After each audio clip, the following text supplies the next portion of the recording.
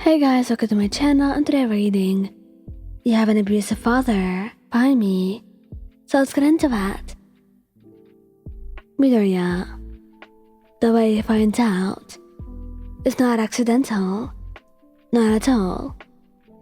He'll love to investigate, and that, combined by how much he cared about you, meant that he'd observe you a lot and analyze what you do, just to be sure that everything's okay.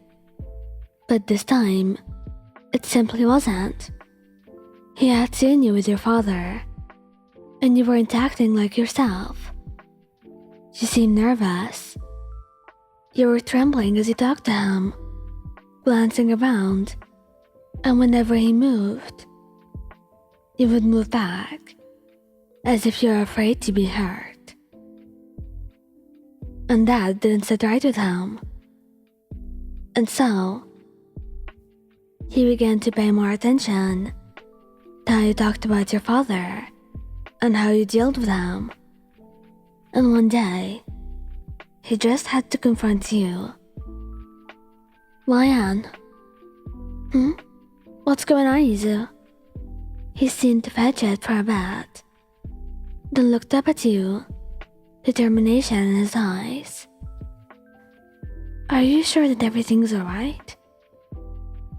There's something I need to talk about. It's important, he said at last, and you nodded, wrapping your arms around him gently and burying your face into his chest. Lion, is your father good to you? Is everything truly okay? He asked, and you flinched at that. Why would he even ask that? Did he know something? You shook your head, and then he let out a small huff, his voice full of sorrow. Lion, I know you might not want to talk to me, but I worry about you. And if there is anyone bothering you, or if you just want to talk to me, I want you to know that I'll always be here, no matter what. So please, I want you to tell me if there is anything I could do. And that was the last straw. You hugged tighter, beginning to tell him about everything, quietly, as he softly cried into his shirt, holding on to him like he was a lifeline. And with everything you told him, his grip on you only got tighter, his anger visible, but never directed at you, rather directed at the person who tormented you, who hurt you and scared you. He kissed your forehead, holding you close to him and rubbing your cheek. You know, if it gets bad, you could stay over with me. Or we could find something. I could talk to him even. But please be alright. You nodded, tears still streaming down your cheeks, as you gave him a soft kiss. Thank you, Izuku. It means the world to me. Bakugou. Though he might seem insensitive, he was overly protective of you. You were his, and no one should ever dare to hurt you, not when you were with him. So when he was visiting your parents, and suddenly the atmosphere got tense, something didn't feel right. And you was only made sure of that when your father slapped you in the face, right in front of him. You let out a small whimper, not even seeming to be surprised, like you were used to it, and it only fueled his rage, as he glared at your father, angry. What the hell was that? Are you blind or something? It's alright, Katsuki. You tried to reassure, but it only made him angrier. as he shoved your father away, glaring. "How many times have you done this?" he said through gritted teeth, and your father only smirked. "You might as well do it too, you know? That way, she'll behave. Isn't that what she's supposed to do?" And just as he was about to throw another remark at you, he was slapped in the face, then roughly kicked to the ground. "You're a damn bastard, you know that? You're lucky mine's here, or otherwise I would have killed you." He picked you up, throwing one last glare at your dad, before slamming the door shut and going out with you. The next time, he came home and picked up all your stuff, telling him that now you've officially moved in with him and that you won't be needing to see his face ever again. Todoroki would notice it easily. After all, he's been there, right? He was no stranger to having an abusive parent. And so when you told him, it hurt him that you were going through the same sort of pain, because he knew just how much it hurt to be living in a house like that, to be living with someone you don't trust, someone you're scared of, and to feel afraid of the one person you were supposed to trust. A part of him felt bad, because in his case, he thought he deserved that. He was the reason this family fell apart. But you've done nothing wrong. And yet, here you were, hurting and in pain because the world was so unfair. You wanted to keep it a secret, even though he offered me solutions to you. And so most of the time, he had done his best to try and comfort you, and at least put a smile on your face when you were around, be it by watching videos with you, or simply wrapping his arms around your waist, pulling you into his lap, and whispering sweet nothings into your ear, just to get a giggle out of you.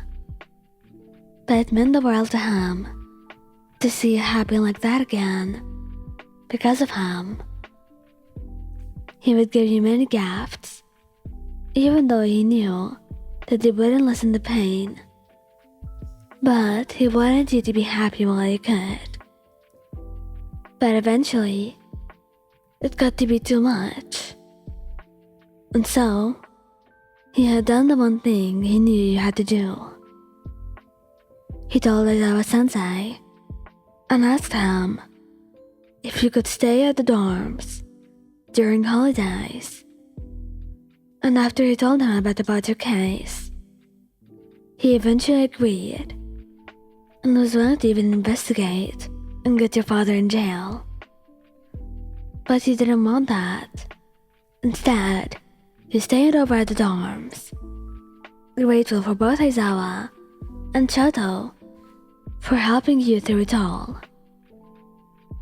Kirishima would take things reasonably. Once he knew, he would first make sure to talk to you and comfort you, but afterwards, he would talk about the more serious topics. As such, he would ask if you needed therapy, and if you didn't need therapy, then he would pay for the full cost. After all, it was the manliest thing he could do. He had to handle things responsibly and be as helpful as he could. And afterward, he would try to discover the source of the problems between you and your father. And so, he had eventually decided what to do. He had gone to your house and talked to your father, telling him that you'll stay with him until you could finally stop treating you that way. And because of that, he had to stay over with Eijiro for a few weeks before things finally calmed down. When you went back home, your father was not that different, But things seem to be calmer and way better, thanks to Ichiro. And thankfully, you only had to stay for a year and a half before you could finally move out. Ichiro and you worked hard to find a good home for the two of you, and the two of you saved up to rent a small apartment when you were finally in your third year. And so, despite all the messes, he tried his best to be with you and help you through it all until things finally got better and you were grateful for him, because no matter how scary things seemed to be and how uncertain the future was, he was right there next to you, and that was all you needed to feel safe and be able to move forward. Kaminari, it would take a while for him to find out, and usually it would be through jokes. He would make jokes about you and your father and stuff. But eventually, he noticed that your actions to them were weird. He thought that his jokes were bad, and honestly, they were. But that expression in your face, it made him feel like something was wrong, and he wanted to know, because he cared about you. And one time, he seemed upset, and he had asked you what was going on. And you had finally given in and told him. Your anger visible as tears streamed down your cheeks as he held you close to his chest, kissing your hair and murmuring words of comfort, because he knew there was nothing he could do to stop him.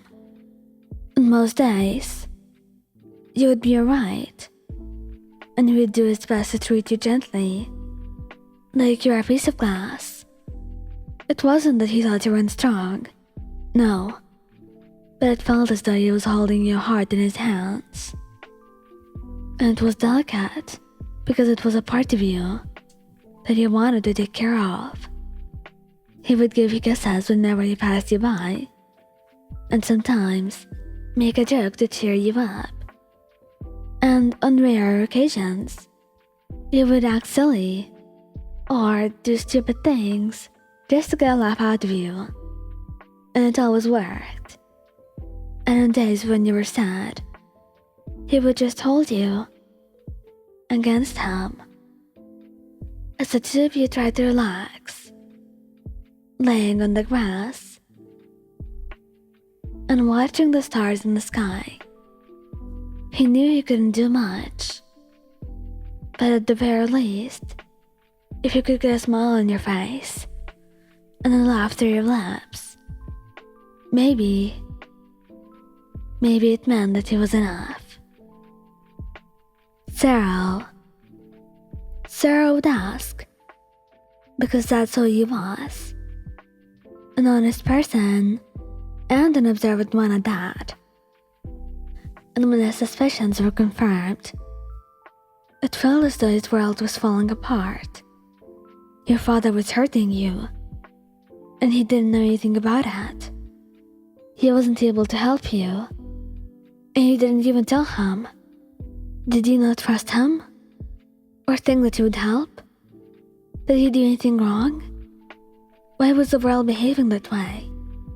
Why was it that you were in pain, and that you couldn't do anything to stop it?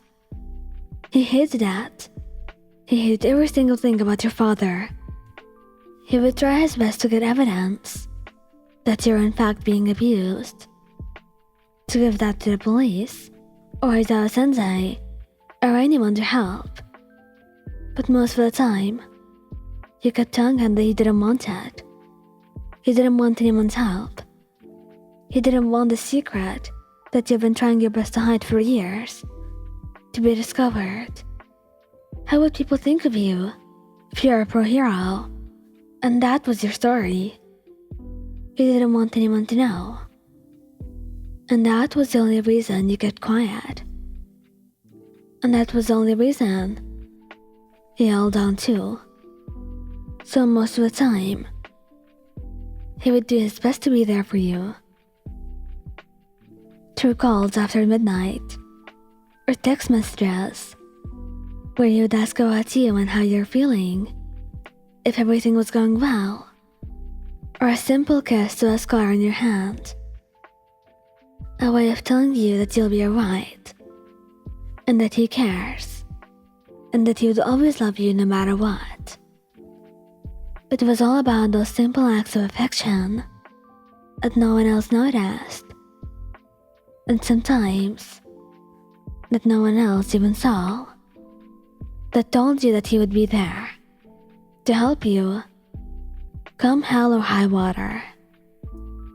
He would not give up on you, and he would be there in any way he could be, even if he could only support you from afar. And you also knew that if you ever changed your mind, he would still help you till the end of the way.